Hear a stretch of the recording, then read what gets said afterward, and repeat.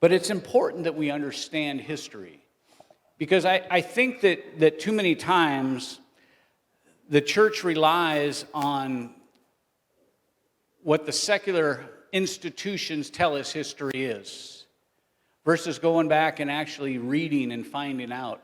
I can tell you the history books of the 1890s are not the same as the history books of the 1960s. There's two totally different histories, what they focus on and what they share and talk about. And as we get into this, I just want to clean some questions that people had, because I kind of went over it, and there's been a lot of discussion about it. But I'd like to talk, just before we jump into the meat of today's lesson, about Christopher Columbus and his landing in the Americas in 1492.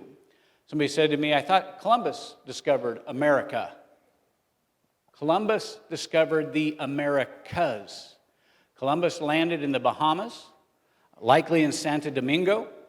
And he is touted for founding what he believed was Asia, but it was what would become the Americas. At the time, we know Columbus wasn't the first one to discover the Americas, because there was already millions of people living in North and South America at the time. But again, he thought he had discovered Asia, and really he had missed it by quite a ways. Amen? There's a guy named Americus Vespucci. He was an Italian.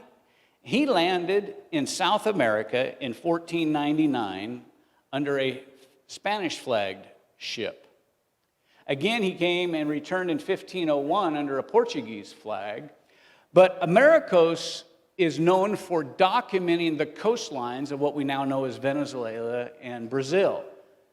And when he went back and took back his writings, a German cartographer named Martin Waldensmuller drew the map of the newly recognized continent and labeled it Americas.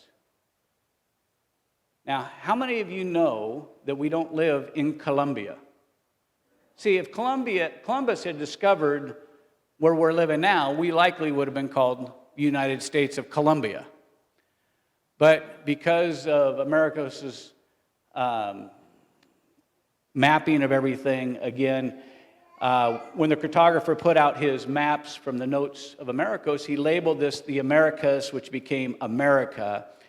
And it is likely that Americus Vespucci never actually set foot, landed on what we now know as these United States. He basically mapped most of Central and South America. It wasn't until Juan Ponce de Leon in 1513 discovered Florida officially that the European influence of what we now call the United States became known. And as it became known, more and more trips were coming from England and Portugal and from the Dutch, and I mean all over the Netherlands. They were all moving this way.